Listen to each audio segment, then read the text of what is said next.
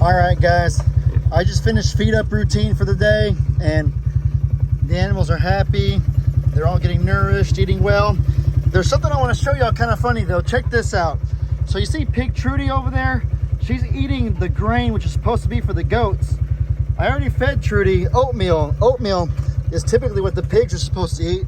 And as you can see, the geese, I think, are about to take a shot at the grain as well. They usually do, if they haven't already. The geese, like, there they go. Yeah, you see them. The geese are about to start eating the grain right now as well. How weird is that? Not only that, let me show you a little bit of stuff over here. I just had to find an example of it. So right there you got a pig eating oatmeal, as they should be. The donkeys are supposed to eat the grain along with the goats, but the donkeys, oftentimes you'll see them eating oatmeal. Someone tipped over that oatmeal bucket. It's no biggie though. And then over here, last but not least, is where I pour the bird feed. All these feathers just got shed. Can tell you how many birds hang out around here. And there's not a single bird within sight eating the bird feed. Look at that, it's corn. That's bird food right there. Look who we got eating it. We got Ima Jean right here. She has oatmeal stuck to her head. Evidence that she was eating the oatmeal earlier. She's eating bird food right now. Neither of those are her actual food that's meant for her.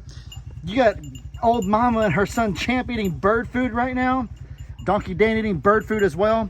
And so, long story short, guys, and here are the actual birds who are meant to eat that food, and they have nowhere to eat because Ima Jean's in their way.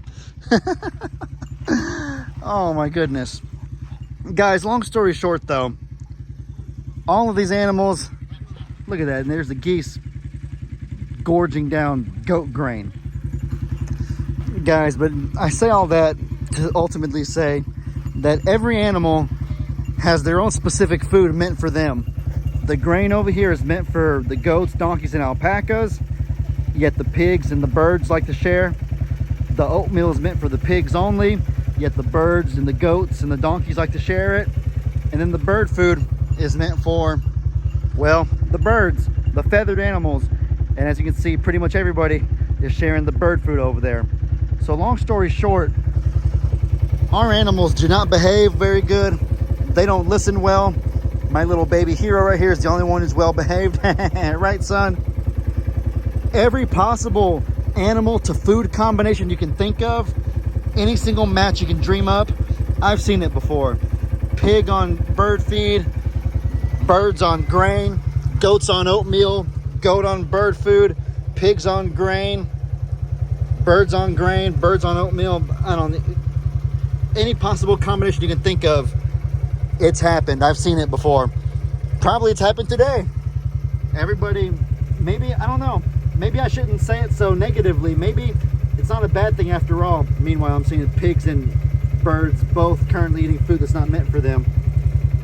Maybe it's actually a good thing. Perhaps our animals are different than other animals in that they understand the value of sharing. Isn't that what they always say? Sharing is caring.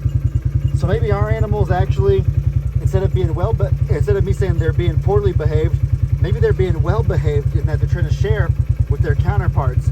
Maybe they really are taking it to heart, that old expression, sharing is caring. Huh, I don't know. Interesting stuff nonetheless.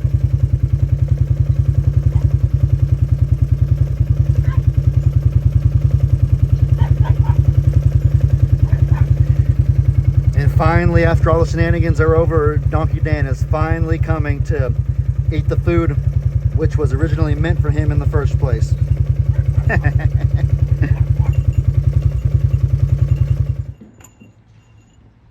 Oh my goodness.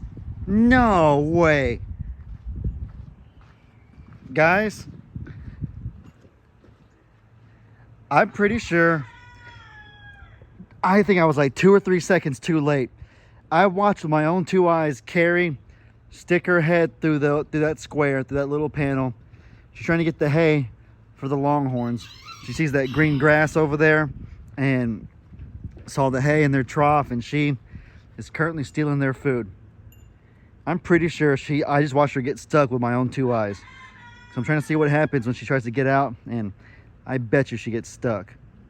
Dang it, I tried to get my phone out as fast as I could, but by the time I got it out and hit record, she already had her head through there. I literally just watched her do it. Make this probably the 5th or 6th time this month that she's gotten stuck, if she is indeed stuck right now. Let's see if she can get out or not. Carrie, I cannot believe I just watched you do that. Oh, that was good. You got yourself out. Good job, Carrie. Man, but that's unbelievable. It's no wonder that she gets stuck so much. She has a habit of regularly trying to fit her head through there. So I'm guessing like most of the time she's able to wiggle her way out, but sometimes she tries to fit through a little too tiny of a crease. That's what it is then. I never knew that. There she goes again. You just witnessed it with your own 2 eyes once again. Old Carrie just likes to play with fire. Old Carrie, the pyromaniac. Well, while I let her continue those shenanigans over there, let me come over here and do what I was going to do. I told Meg that I would turn the water off for her because she just did the afternoon waters and she needs to get ready for her live. So I'm going to come here and turn them all off, make sure the waters aren't running. And as you can see, this right here is exactly why the waters have to be refilled so frequently.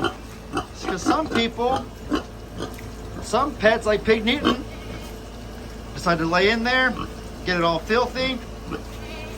Based on his pose, it looks like he's using the potty in there. Seriously, Newt? Using the potty in there? We just filled this. We just filled this up, buddy. Isn't that what the big old pond is for? You don't have to use the water trough to do all this in. Why can't you just use the pond? Pond's just as cool. Uh-oh, uh-oh, uh-oh, we're wiggling. Woo. All right, let me turn that off right quick. There we go. Guys, this is a bittersweet moment right here. So we have all the geese sitting here just patiently waiting for that red bucket to fill up. Got the water hose in there right now and it just fell out. It literally just finished as we speak. Got a little bit of water overflowing, no biggie. But the reason I say this is bittersweet is that I feel flattered because I have animals that are excited to drink the water that I just poured for them. I know they drink it anyways because it goes down throughout the day, so I'm happy that they're getting good use out of this. However, what I'm not happy about is that these geese decide not to just drink the water. I don't know what they do. You can see a few feathers kind of scattered about, but just now when I emptied this red bucket, it was so nasty and so full of feathers. The only reason I had to refill it was probably because of the dang geese. The water was perfectly cool, but the water was dirty, had like mud, had a bunch of feathers in there. And so I can't picture that happening just from the geese drinking the water. I suspect they're doing, yes? Huh? You have wonderful news? Wonderful news. What is it? Okay, so we look a little rough for the weather. Sunday, Monday. Look at that. Look at that. Tuesday. Oh, some rain. And a little bit lower temperature. That's so good. Oh my goodness. It's going to be wonderful. Holy crap, I need it to rain a lot because I was just walking through that pasture and I could hear it crunching. I was just talking about how this water gets so dirty and it has a bunch of feathers and dirt in there. So I'm guessing that the geese have been sitting in there. They're definitely doing a little more than just drinking it. Yeah. It's a bittersweet feeling because they were all sitting there just waiting for the water to fill up. They were all like in a big old cluster waiting. Yeah, and so I was happy that I'm happy that I'm providing a good service for them, but I'm not happy they get it all filthy. Just mess it up.